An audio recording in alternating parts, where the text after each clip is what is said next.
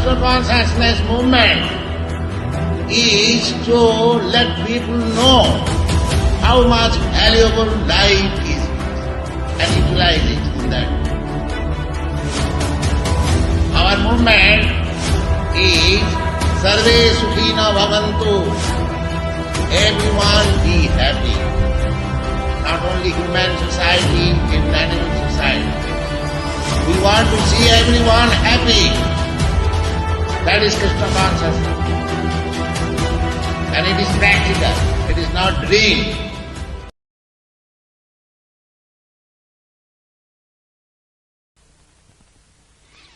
कलकत्ता 1896 भारत की राजधानी और अंग्रेजी साम्राज्य का मुकुट, विशाल भवनों, विस्तृत सड़कों और मनोरम उद्यानों का संगम। यही वो नगर है जहां अभय चरणारविंद भक्ति वेदांत स्वामी का जन्म हुआ। इनके संपन्न परिवार का लक्ष्य व्यापार था, परंतु ये स्वयं जन्म से ही भगवान श्री कृष्ण के परम भक्त थे। अपने बाल्यकाल से ही वे अपने पिता के साथ राधा कृष्ण मंदिर में नियमित जाते थे। 4 वर्ष के होते होते वे अपनी इच्छा से अपने ही घर में श्री राधा कृष्ण की पूजा करने लगे थे।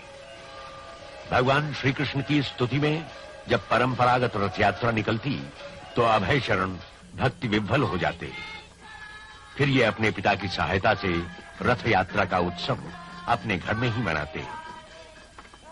8 वर्ष की आयु में अभय चरण पास के मुट्टीलाल सील स्कूल में प्रवेश लेते हैं और स्नातक उपाधि के लिए कलकत्ता के प्रतिष्ठित महाविद्यालय स्कॉटिश चर्च कॉलेज के विद्यार्थी बनते हैं। उन दिनों महात्मा गांधी सारे देश में अंग्रेजों के विरुद्ध बहिष्कार आंदोलन की तैयारी कर रहे थे। भारतीय संस्कृति एवं भारतीयों के प्रति अंग्रेजों की दमन नीति की प्रतिक्रिया अभय चरण के संवेदनशील मन पर भी होती है। वो प्रारंभ से ही गांधी जी के इस आंदोलन के समर्थक बन जाते हैं। परंतु 1922 में अभय चरण भगवान श्री कृष्ण के अनन्य भक्त श्रील भक्ति सिद्धांत सरस्वती गोस्वामी के संपर्क में आते हैं और उनके जीवन का मार्ग बदल जाता है। श्रील भक्ति सिद्धांत स्वयं आध्यात्मिक गुरुजनों की उस शिष्य परंपरा में से थे जिसका संबंध भगवान श्री कृष्ण से है। वे अभय चरण के मन पर यह अंकित करते हैं कि देश का उत्थान भगवान श्री कृष्ण के आध्यात्मिक संदेश द्वारा ही संभव है। इससे अधिक महत्वपूर्ण और कुछ नहीं है। वे अभय चरण को परामर्श देते हैं कि भगवान श्री कृष्ण भावना का पश्चिमी देशों में प्रसार करें। अभय चरण सुनते हैं और अत्यंत प्रभावित होते हैं। इस समय तक अभय चरण का परिवार बढ़ जाता है। वे इलाहाबाद जाते हैं और वहां एक औषधालय सफलतापूर्वक चलाते हैं। इस उत्तरदायित्व के बीच भी उनके मन में अपने आध्यात्मिक गुरु के शब्द निरंतर गूंजते रहते हैं। 1933 में वे श्रील भक्ति सिद्धांत सरस्वती गोस्वामी के शिष्य बनते हैं, जो उनके विषय में टिप्पणी करते हैं। अवसर मिलते ही यह भक्त सब कुछ करेगा। 3 वर्ष बाद श्रील भक्ति सिद्धांत भौतिक जगत से विदा लेते हैं, परंतु विदा लेने के पूर्व अभय चरण को स्मरण कराते हैं अपना धर्मोपदेश अंग्रेजी के माध्यम से देना।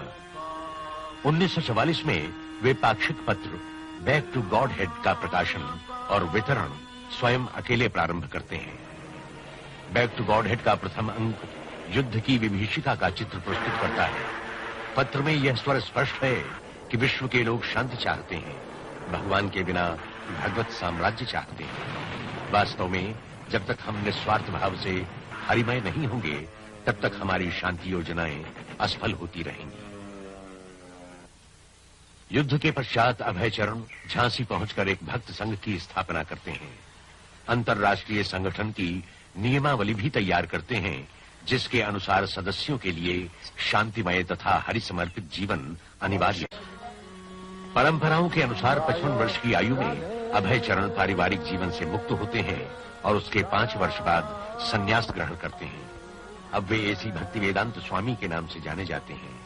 उनका निवास वृंदावन में स्थित मध्ययुगीन श्री राधा दामोदर मंदिर है, जहां वे एकाकी अपने गंभीर अध्ययन व लेखन में लगे हैं। यह वृंदावन ही था जहां 50 सदियों पूर्व भगवान श्री कृष्ण ने अपनी लीला का प्रदर्शन किया था, और तभी से साधुजन इस भूमि को संसार की पवित्रतम भूमि मानकर पूजते हैं। यहाँ के अन्य भक्तों की तरह भक्ति वेदांत स्वामी विरक्त होने की बात नहीं सोचते। उन्हें तो वृंदावन की पावन भूमि जप, पूजन और लेखन की प्रेरणा देती है। यहीं वे अपने महान ग्रंथ का लेखन आरंभ करते हैं। वो महान ग्रंथ श्रीमद् भागवतम का अनुवाद तथा टीका है। भक्ति वेदांत स्वामी इस ग्रंथ को समस्त मानव समाज में आध्यात्मवाद के पुनर्जागरण का वैदिक मार्ग कहते हैं। अपने इस कार्य के बीच वे वृंदावन से दिल्ली जाते हैं और अपने ग्रंथों तथा पत्रिका का मुद्रण कार्य कराते हैं। यात्रा में समय नष्ट होता है, असुविधाएं भी होती हैं, परंतु भक्ति वेदांत स्वामी इसे भी अपने भगवान श्री कृष्ण की सेवा में समर्पित अपने अध्यात्म उद्देश्य का एक अंग मानते हैं। वे लिखते हैं, हमारे नेताओं ने चतुराई से भारतीय अध्यात्म के कोश को एक ओर रख दिया है और पाश्चात्य भौतिकता का अनुकरण कर रहे हैं। इसके कारण जनमानस अधिक दुखी है, क्योंकि मानव जीवन में आध्यात्मिक पक्ष से अधिक महत्वपूर्ण और कुछ भी नहीं है। दिल्ली में भक्ति वेदांत स्वामी बैक टू गॉड हेड की प्रतियां स्वयं वितरित करते हैं और जो भी थोड़ा सा अनुदान मिलता है उससे प्रकाशन को जीवित रखने के लिए संघर्ष करते हैं। 1964 तक भक्ति वेदांत स्वामी श्रीमद् भागवतम के 3 भाग पूरे करते हैं। तत्कालीन प्रधानमंत्री श्री लाल बहादुर शास्त्री उनकी इस लगन को सराहते हैं और सुझाव देते हैं कि उनके ये ग्रंथ देश के सभी पुस्तकालयों में रखे जाएं। सिंधिया जहाजरानी कंपनी की अध्यक्षा सुमति मोरारजी उनके प्रकाशनों के लिए आर्थिक सहायता देती हैं और उनकी अमेरिका यात्रा का प्रबंध करती हैं। भक्ति वेदांत स्वामी एकाकी याचक की भांति लगभग आधा विश्व भ्रमण करते हैं। इस समय उनकी पूंजी भगवान श्री कृष्ण का अलौकिक संदेश और हरिनाम में उनकी आस्था है। जलदूत की यात्रा उनके लिए कठिन परीक्षा सिद्ध होती है। भक्ति वेदांत स्वामी समुद्री जल रोग से पीड़ित होते हैं। उनकी छाती में असह्य पीड़ा होती है। 2 दिनों में 2 बार हृदयाघात होता है, परंतु वे धीरे धीरे स्वस्थ होते हैं और लिखते हैं, आज मुझे अच्छा लग रहा है, परंतु वृंदावन से अलग होना मुझे खल रहा है। मेरे पास कोई योग्यता नहीं, फिर भी इन संकटों के बीच मुझे अपने आध्यात्मिक गुरु की आज्ञा का पालन करना है। 17 सितंबर 1965 जलदूत बोस्टन बंदरगाह के तट पर रुकता है। जहाज पर ही भक्ति वेदांत स्वामी लिखते हैं, मेरे आराध्य भगवान श्री कृष्ण, आपकी इस क्षुद्र व्यक्ति पर असीम कृपा है, परंतु मैं ये नहीं जानता आप मुझे यहाँ क्यों लाए। यहाँ के अधिकतर लोग जीवन की भौतिकता में डूबे हैं। मैं किस भांति उन तक आपका संदेश पहुंचाऊंगा। मैं तो केवल आपके शब्द दोहरा सकता हूँ। यदि आप चाहें तो मेरी वाणी को ऐसी शक्ति दें ताकि मैं अपनी बात उन्हें समझा सकूं। न मैं भक्त हूँ, न मेरे पास ज्ञान है, परंतु मुझे आपके पावन नाम पर विश्वास है। यदि आपकी दया होगी तभी मैं अपना नाम भक्ति वेदांत सार्थक कर पाऊंगा। और इसके बाद वे हस्ताक्षर करते हैं, अत्यंत दीनहीन भिक्षुक एसी भक्ति वेदांत स्वामी। भक्ति वेदांत स्वामी सर्वप्रथम बटल पेंसिल्वानिया में रुकते हैं। अपने एक मित्र के पुत्र गोपाल अग्रवाल और उनकी पत्नी शैली के मकान को अपना निवास बनाते हैं। घर में भक्ति वेदांत सुविधा पूर्वक रहते थे, परंतु उन्होंने सोचा कि विश्व का सर्वश्रेष्ठ दर्शन भगवान श्री कृष्ण की भावना का प्रसार विश्व के श्रेष्ठतम नगर न्यूयॉर्क से प्रारंभ किया जाए। वे वहां से 100 वेस्ट में 72वें मार्ग पर रहने आते हैं। 3 माह पश्चात उनका टाइपराइटर तथा अनुवाद के लिए उपयोगी टेप रिकॉर्डर चोरी हो जाता है। भक्ति वेदांत स्वामी ने बाद में कहा, मैं संकट उठाकर अमेरिका आया, शरीर शिथिल और जीवन का अंतिम चरण, कभी ये भी नहीं सोचता कि कहाँ रहूं, और फिर उसके ऊपर वहां का भयानक शीत। यूं तो मैं 1 वर्ष अकेला था, परंतु मैंने अकेलेपन का कभी अनुभव नहीं किया। मुझे यह आभास होता रहता था कि मेरे आध्यात्म गुरु मेरे समीप हैं, इसलिए सारी कठिनाइयां होते हुए भी मैंने अपना उत्साह नहीं खोया। भक्ति वेदांत स्वामी अमेरिका उस दशक में पहुंचे जब सारे वातावरण में असंतोष व्याप्त था। जाति भेद को लेकर वियतनाम में चल रहे युद्ध के प्रति असंतोष था। असंतोष उन स्वार्थमय नीतियों के कारण भी था जो देश विदेश में चलाई जा रही थी। तो शासन से निराश होकर वहां के तरुणों ने एक विरोधी संस्कृति का सूत्रपात किया था। जब भक्ति वेदांत स्वामी अमेरिका पहुंचे, वहां तत्कालीन परिस्थिति के प्रति एक विद्रोह था और लोग विकल्प की खोज में लगे थे। भक्तिवेदांत स्वामी कुछ दिन बावेरी में अपने एक मित्र के घर में एक कोठे में रहते हैं।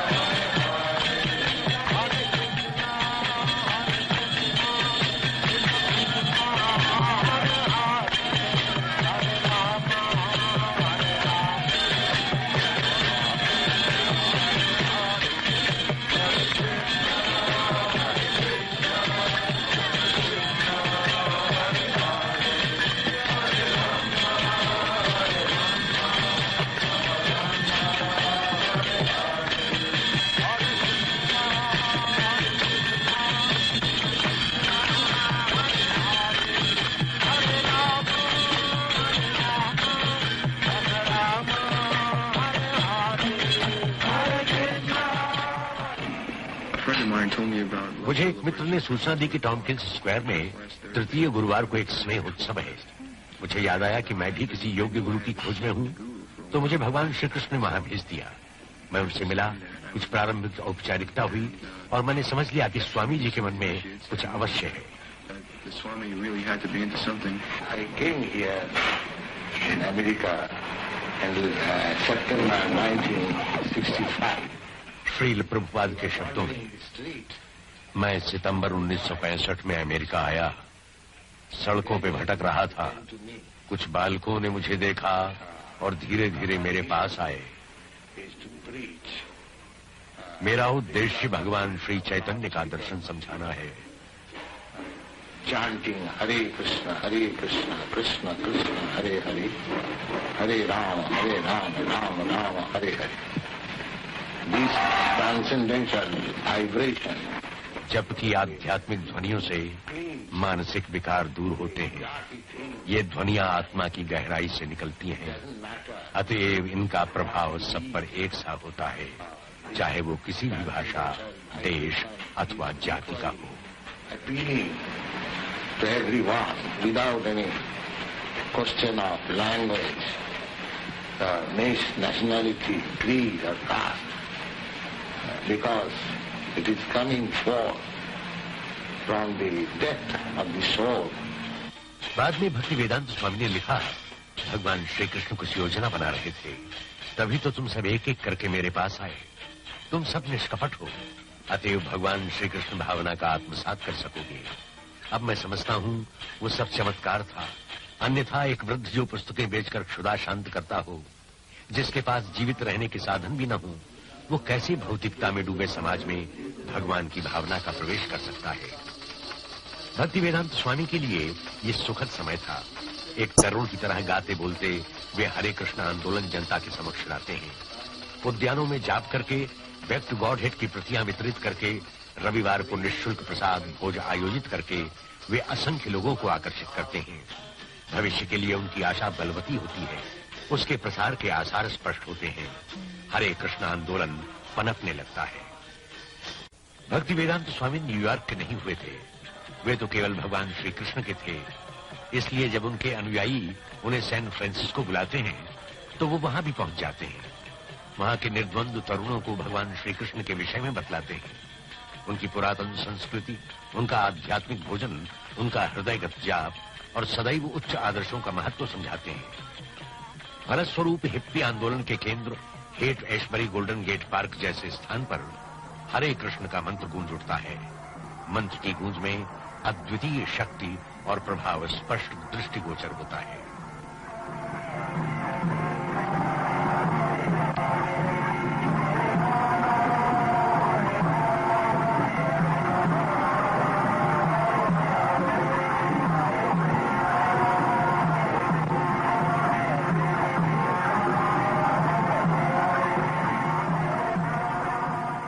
न्यूयॉर्क में भक्ति वेदांत स्वामी निष्कपट अनुयायियों को एकत्र करते हैं और हरे कृष्ण आंदोलन गतिमय होने लगता है।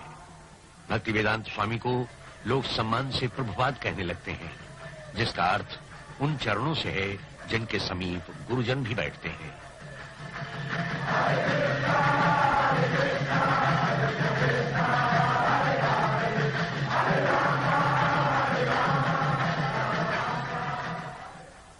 मॉन्ट्रियल से प्रभुपाद 6 शिष्यों को मंदिर की स्थापना के लिए लंदन भेजते हैं।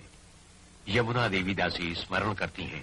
So we went to London that fall, and although we had no permanent place of residence and we were completely dependent on Krishna. तो हम लोग लंदन पहुंचे। हमारे पास रहने का कोई स्थान नहीं था। हम भगवान श्री कृष्ण पर पूरी तरह निर्भर थे। हमारे पास वो उत्साह था जो श्रील प्रभुपाद ने हमें मॉन्ट्रियल में प्रदान किया था। वही विश्वास और उत्साह लिए हम जॉर्ज हैरिसन के पास गए, जो उस समय बीटल्स के सदस्य थे। वो इतने मनोहर व्यक्ति थे कि हरे कृष्ण मंत्र को सुनते ही हमसे घुल मिल गए और बोले, हम उस मंत्र का रिकॉर्ड बनाएंगे। हमने रिकॉर्ड तैयार किया। उन्होंने उसमें पार्श्व संगीत भी दिया। रिकॉर्ड जनता के मध्य आया और एप्पल ने हमारे भ्रमण का कार्यक्रम बनाया। हम जर्मनी और फ्रांस गए। दूरदर्शन ने हमारे कार्यक्रम को समय दिया। संडे टाइम्स पत्र ने हम पर आलेख प्रकाशित करने की इच्छा प्रकट की और हमने श्रील प्रभुपाद को तार से सूचित किया, कृष्ण भावना से लंदन चकित। Krishna consciousness startles London. Krishna भावना के दार्शनिक यश से प्रभावित होकर जो भी श्रील प्रभुपाद के पास शिष्य होने आता था, वो इसे स्वीकार करते थे।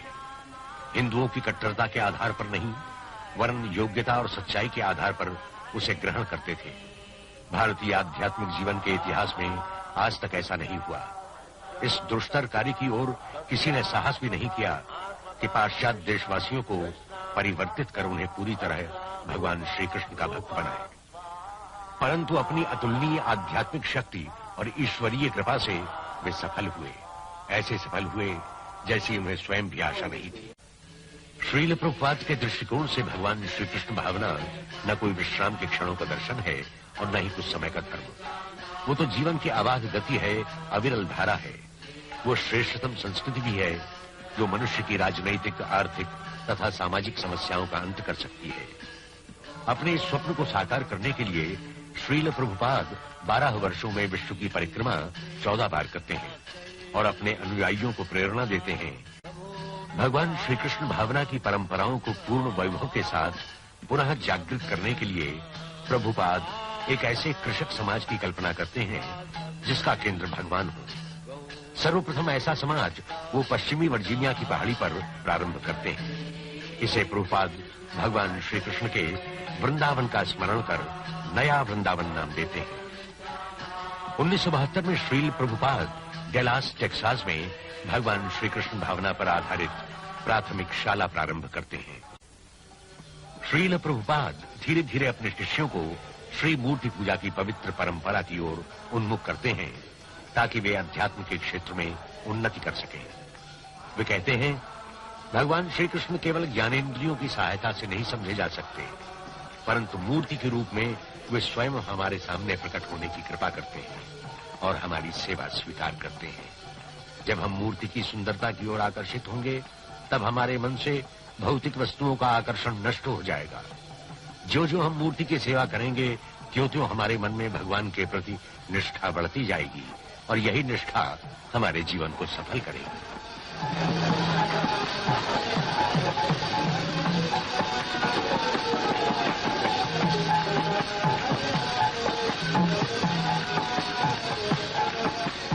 मेलबोर्न, ऑस्ट्रेलिया में श्रील प्रभुपाद भगवान श्री कृष्ण के पावन अवतार भगवान श्री चैतन्य की आराधना करते हैं।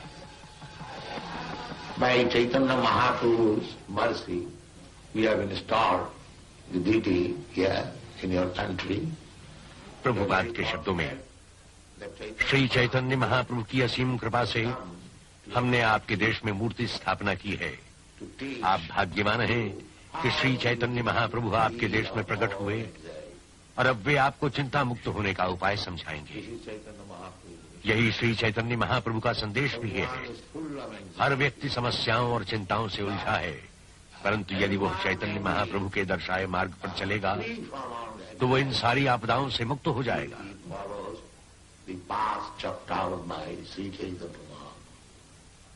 इस युग में मनुष्य का बड़ा पतन हुआ है, अतएव उत्थान का मार्ग भी बड़ा ही सहज बतलाया गया है।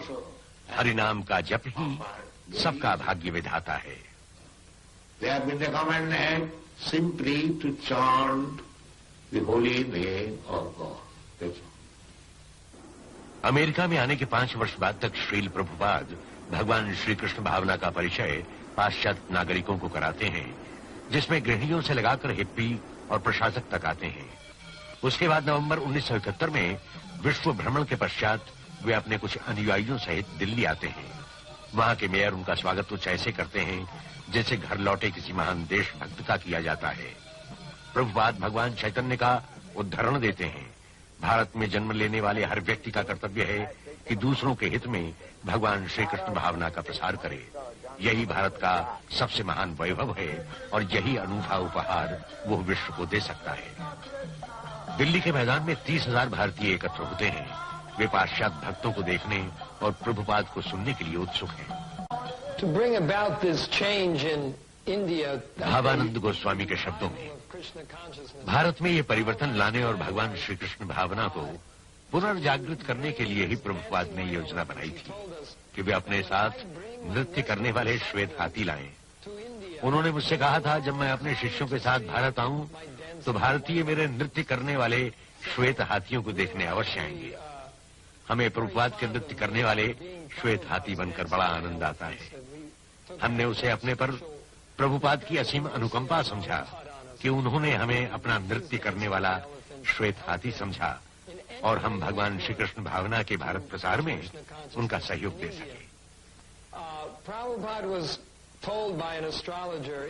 पश्चिमी बंगाल के नवद्वीप स्थान के एक ज्योतिषी ने प्रभुपाद का चित्र देखा। उनका भव्य चेहरा देखकर उसने भविष्यवाणी की थी, इस व्यक्ति में ऐसी योग्यता है कि वो सारे संसार को शांतिपूर्वक रखने के लिए एक घर बना सकता है। जब मैंने ये प्रभुपाद से कहा तो बोले, यही तो मेरा उद्देश्य है। भगवान श्री कृष्ण भावना का भवन इतना विशाल है कि उसमें संपूर्ण विश्व शांतिपूर्वक रह सकता है। यद्यपि हरे कृष्ण आंदोलन सारे विश्व में फैल रहा था, फिर भी प्रभुपाद उसका मूल भारत भूमि पर ही रखना चाहते हैं। वे पश्चिमी बंगाल में मायापुर जाते हैं, जो भगवान श्री चैतन्य का जन्म स्थल है। वे भगवान चैतन्य ही थे जिन्होंने 500 वर्ष पूर्व सामूहिक रूप से हरिनाम आंदोलन प्रारंभ किया था। मायापुर में भक्तों ने एक छोटा सा भूमिखंड खरीदा और उस पर अंतर्राष्ट्रीय विश्राम गृह का निर्माण शुरू किया। भवन निर्माण की कला से अनभिज्ञ मुट्ठी भर भक्तों के लिए यह कार्य कठिन था। श्रील प्रभुपाद उन्हें निर्देश देते हैं, प्रोत्साहित करते हैं। हम अपने आवास के लिए घास की झोपड़ी से संतुष्ट हैं, परंतु यदि हमारे पास केवल घास की झोपड़ी ही हुई तो यहां कौन आएगा? हम अपनी धरती को जितना ही अधिक सजाएंगे उतने ही अधिक लोग आकर्षित होंगे। प्रभुपाद यहां ज्ञान का विशाल मंदिर बनवाना चाहते हैं, जिसमें विश्व की बड़ी से बड़ी वेधशाला समा सके और उसके चारों ओर आध्यात्मिक नगर हो, जिसमें पाठशालाएं, दुकानें, खेत और अनेकों छोटे छोटे मंदिर हों, जिसमें भगवान श्री कृष्ण की वंदना की जा सके। अनेकों लोग आते हैं, श्री प्रभुपाद के आंदोलन में सक्रिय सहयोग देते हैं और उनके शिष्य बनते हैं। प्रभुपाद समझाते हैं कि मंदिर के आसपास 10 मील की परिधि में कोई भूखा नहीं रहना चाहिए। मार्च 1972 में भक्त इस्कॉन का प्रसाद वितरण आंदोलन प्रारंभ करते हैं और प्रसाद तथा शाकाहारी भोजन भगवान श्री कृष्ण के नैवेद्य के पश्चात बांटते हैं। जैसे ही मायापुर की योजना पूर्ण होती है, प्रभुपाद 6 महाद्वीपों से अपने शिष्यों को आमंत्रित करते हैं, जिससे वे हर वर्ष भगवान श्री चैतन्य के जन्म दिवस समारोह में एकत्र हो सके। प्रभुपाद देश की महानगरी बंबई में भूमिखंड प्राप्त करते हैं। यद्यपि उनके पास मंदिर के लिए छोटी सी झोपड़ी थी, फिर भी वे अंतर्राष्ट्रीय संस्कृत केंद्र का स्वप्न देखते हैं। उनकी कामना है कि अधिक से अधिक लोग आध्यात्मिक जीवन का अमृत पान कर सकें, चाहे वो दार्शनिक तत्वों से हो, चाहे आध्यात्मिक भोजन से। वो तो यही चाहते हैं कि हर व्यक्ति प्रसन्न रहे, आशावान हो और शांति से जीवन व्यतीत कर सके।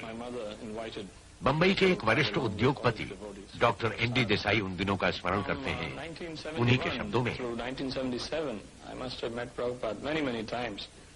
1971 से लगाकर 1977 के बीच में अनेकों बार श्रील प्रभुपाद से मिला और हर बार मैंने उनमें दोष निकालने की कोशिश की, उन्हें क्रोधित करने का प्रयास भी किया, एक बार तो मैंने ये भी जानने का प्रयास किया कि लालची हैं या नहीं, लेकिन मुझे कहीं सफलता नहीं मिली। मैं उनमें कोई दोष नहीं निकाल पाया। वास्तव में हम व्यापारिक जीवन में या दैनिक जीवन में दूसरे व्यक्ति की कमजोरियों का पता लगाना चाहते हैं और व्यापार में उनकी कमजोरियों से लाभ भी उठाते हैं। परंतु ये एक ऐसे व्यक्ति थे जो कभी उत्तेजित ही नहीं होते थे।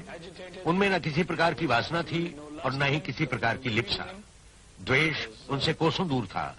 उसके बाद उन 6 वर्षों का अनुभव लेकर मैंने अनुभव किया कि वे अलौकिक शक्तिमान एक दिव्य पुरुष हैं।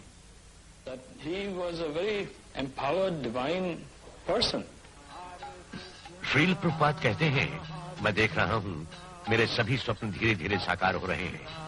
बंबई में संगमरमर का विशाल मंदिर, एक स्टेज, एक भोजनालय, एक पुस्तकालय तथा 2 मीनारों वाला 7 मंजिलों का आश्रम। मायापुर में योजनाबद्ध आध्यात्मिक नगर पनप रहा है।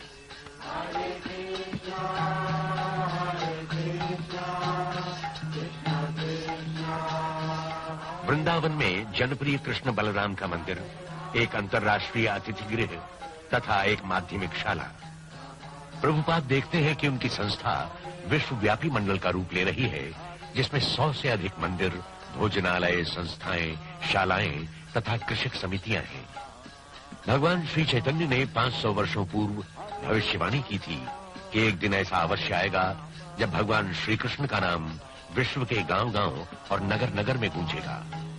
70 के दशक के मध्य तक हरे कृष्ण घर घर में व्याप्त गया।